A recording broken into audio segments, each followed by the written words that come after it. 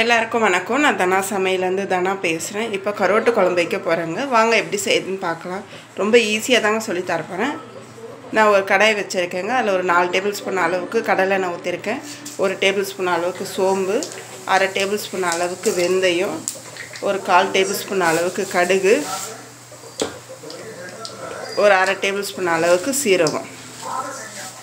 இப்போ இது நல்லா பொரியட்டோங்க. வெங்காயம் நல்லா கடுகு நல்லா பொரிஞ்சிருச்சுங்க. இப்போ வெங்காயத்தை போட்டுக்கலாம். நான் மீடியம் சைஸில் ஒரு 3 வெங்காயம் வெட்டி வச்சுருக்கேங்க. அதை போட்டுக்கோங்க. ஒரு கைப்பிடி அளவு பூண்டு,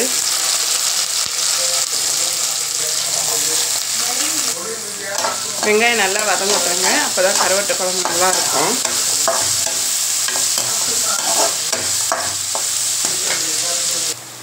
வெங்காயம் நல்லா வதங்கிடுச்சுங்க. நான் ஒரு 4 தக்காளி கையிலேயே நல்லா மசிச்சு வச்சுருக்கேன்.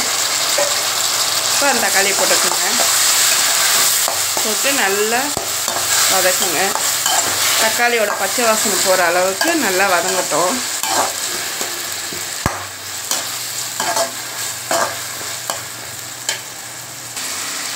நல்லா வதங்கிடுச்சுங்க. இப்போ உப்பும் மஞ்சத்தூளும் போட்டுக்கலாம். இந்த கருவாட்டு குழம்பு தேவையான அளவுக்கு மிளகாத்தூள்,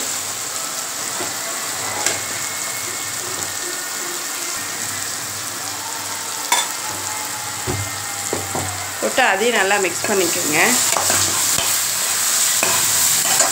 இது எண்ணெயிலே ஒரு 2 நிமிஷம் நல்லா வதங்கிட்டாங்க.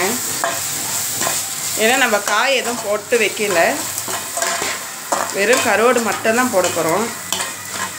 இது நல்லா வதங்கட்டும். ஒரு 2 நிமிஷம் நல்லா வதங்கிடுச்சுங்க. இப்போ ஒரு சின்ன லெமன் சைஸ் அளவு புளி எடுத்து வச்சுருக்கேன். இப்போ அதை இதில் ஊற்றிக்கலாம். ஊற்றிட்டு இது நல்லா மிக்ஸ் பண்ணிக்கோங்க.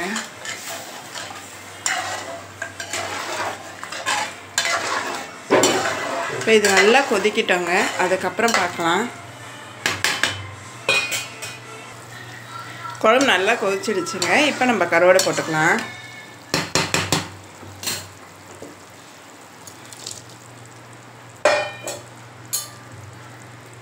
கருவாடை போட்டு நல்லா மிக்ஸ் பண்ணிக்கோங்க.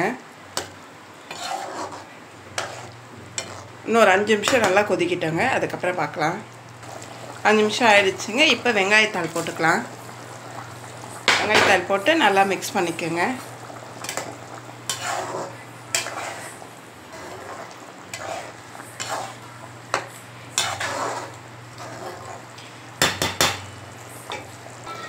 குழம்பு ரெடி ஆகிடுச்சுங்க. இப்போ கேஸ் ஆஃப் பண்ணிடலாம்.